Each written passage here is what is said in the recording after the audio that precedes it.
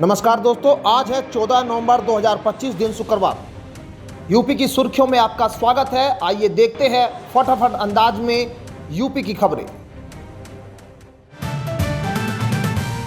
अयोध्या की अर्थव्यवस्था राम मंदिर निर्माण और मंदिर पर्यटन से नई ऊंचाई पर पहुंच रही है। मुख्यमंत्री योगी आदित्यनाथ के नेतृत्व में मंदिर पर्यटन से उत्तर प्रदेश की अर्थव्यवस्था को लगभग 1.25 लाख करोड़ का योगदान मिल रहा है। राम मंदिर निर्माण के बाद देश विदेश से आने वाले श्रद्धालुओं की संख्या में तेजी से वृद्धि हुई है, जिससे स्थानीय व्यापारियों, हस्तशिल्पकारों और पर्यटन उद्योग को बड़ा लाभ हुआ है। होटल, रेस्टोरेंट, परिवहन और हस्तशिल्प उद्योगों की आय कई गुना बढ़ी है। अयोध्या अब सांस्कृतिक केंद्र के साथ आर्थिक समृद्धि का नया प्रतीक बन गया। मुख्यमंत्री योगी आदित्यनाथ के सख्त निर्देशों और निरंतर मॉनिटरिंग से उत्तर प्रदेश में पराली जलाने की घटनाओं में उल्लेखनीय कमी आई है। सरकार ने किसानों को पराली जलाने के नुकसान और इसके वैकल्पिक उपयोग के बारे में जागरूक किया, जिससे अब किसान इसे खाद और कंपोस्ट में बदल रहे हैं।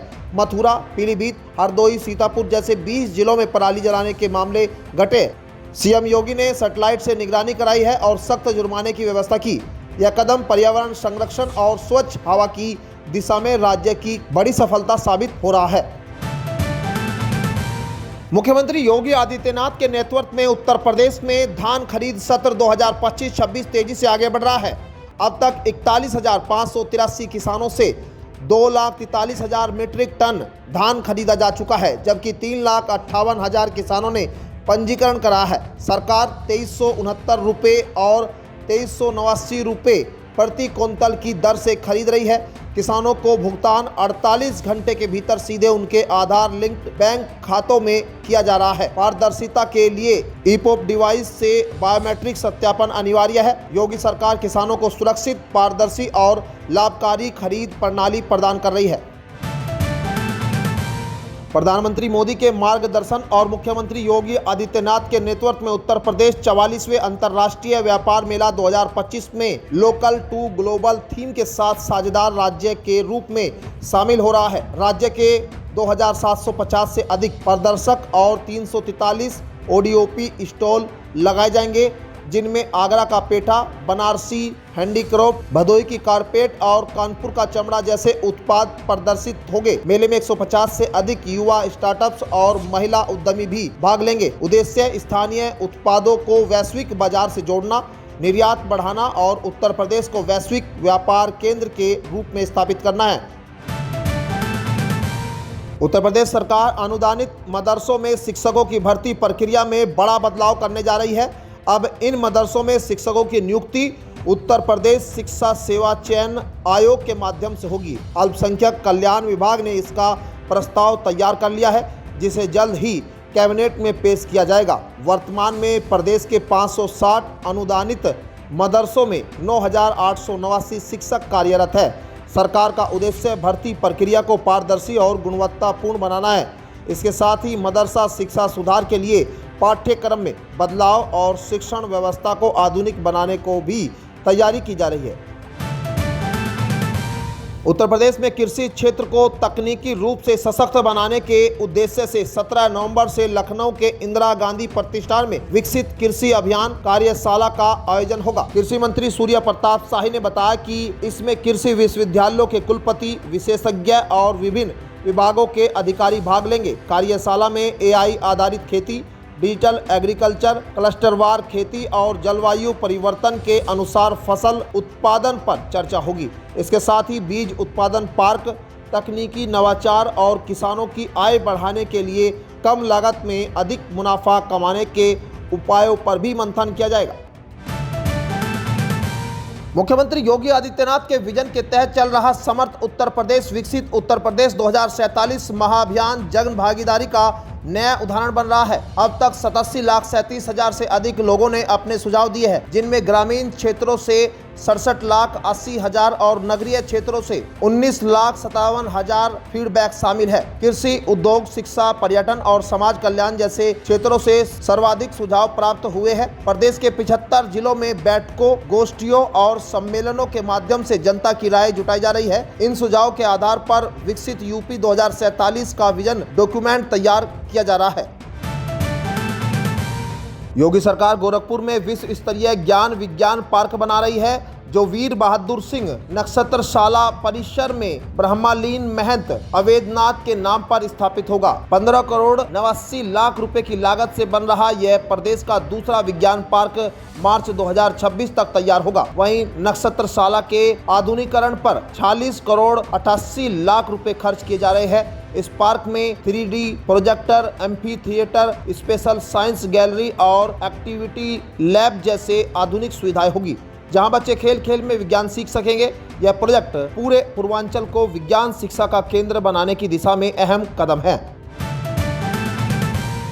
मुख्यमंत्री योगी आदित्यनाथ के नेतृत्व में उत्तर प्रदेश AI संचालित शासन का अग्रणी राज्य बन गया है।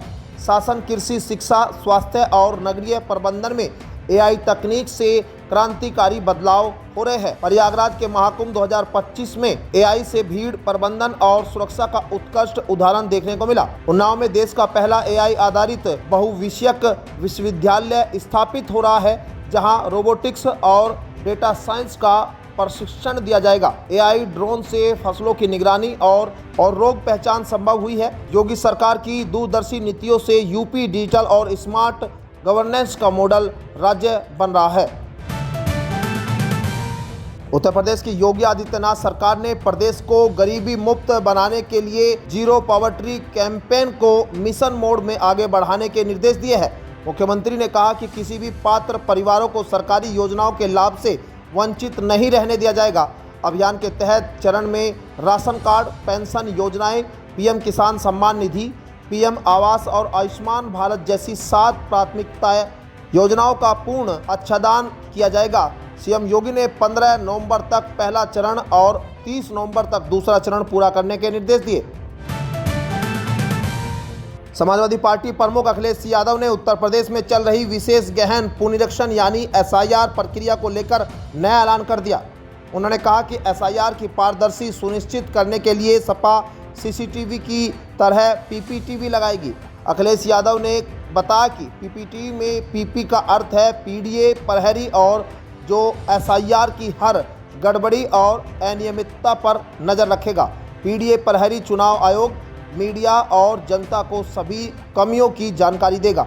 अखिलेश ने कहा कि उनका उद्देश्य किसी भी मतदाता का नाम गलत तरीके से सूची से हटने से रोकना है, जिससे लोकतांत्रिक प्रक्रिया निष्पक्ष बनी रहे।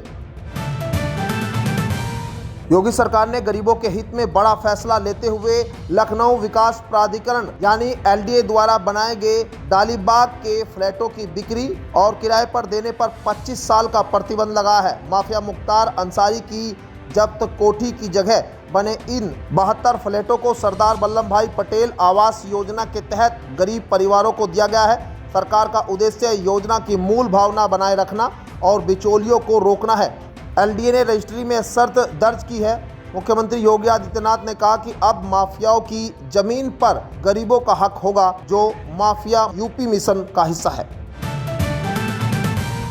केंद्रीय विद्यालय संगठन और नवोदय विद्यालय समिति में 10,000 से अधिक टीचिंग व नॉन टीचिंग पदों पर भर्ती के लिए आवेदन प्रक्रिया 14 नवंबर 2025 से शुरू होगी। उम्मीदवार 14 दिसंबर तक आवेदन कर सकेंगे। भर्ती में PGT के 7444, TGT के 1712, PRT के 1891, म्यूजिक PRT के 75, JSA के 449, SSA के 501, ASO के 165 और प्रिंसिपल के 322 पद शामिल है। चयन प्रक्रिया 3 चरणों में होगी। पात्रता पद अनुसार तय है, जबकि सभी शिक्षकों के लिए CTET पास होना अनिवार्य है। विस्तृत विवरण आधिकारिक नोटिफिकेशन में जारी होगा। बरेली के रुहेलखंड विश्वविद्यालय में आयोजित 23वें दीक्षांत समारोह में राज्यपाल आनंदीबेन पटेल ने कहा कि पढ़े लिखे लोग भी आतंकवाद में शामिल हो रहे हैं, इसलिए शिक्षा के साथ देशभक्ति जरूरी है। उन्होंने कहा कि 4 अंक कम आएंगे तो चलेंगे, लेकिन देशभक्ति हमारे खून में भरी होनी चाहिए। राज्यपाल ने दिल्ली में हुई हालिया घटना पर चिंता जताई और युवाओं से राष्ट्र निर्माण में सक्रिय भूमिका निभाने का आह्वान किया। उन्होंने कहा कि अर्जित ज्ञान का उपयोग समाज और मानवता के कल्याण में होना चाहिए। राज्यपाल ने छात्रों की उपलब्धियों की सराहना की। उत्तर प्रदेश में सर्दी ने दस्तक दे दी है। 14 नवंबर को अयोध्या, अंबेडकर नगर, सहारनपुर, शामली, मुजफ्फरनगर और मुरादाबाद समेत कई जिलों में कोहरे का अलर्ट जारी किया गया है। अलीगढ़, मेरठ और मुरादाबाद में अधिकतम तापमान 30 डिग्री सेल्सियस से नीचे पहुंच गया, जबकि अयोध्या और मुजफ्फरनगर में न्यूनतम तापमान 15 डिग्री सेल्सियस के आसपास दर्ज किया गया। मौसम विभाग के अनुसार पश्चिमी और पूर्वी यूपी के तराई क्षेत्रों में देर रात और सुबह घना कोहरा छा सकता है, जिससे दृश्यता 50 से 200 मीटर तक घटेगी। वहीं 15 नवंबर को भी मौसम शुष्क रहेगा और हल्के कोहरे की संभावना बनी रहेगी। तो ये थी आज की 15 फटाफट खबरें। अगर आपको वीडियो पसंद आया तो वीडियो को लाइक, शेयर व कमेंट जरूर करें। धन्यवाद।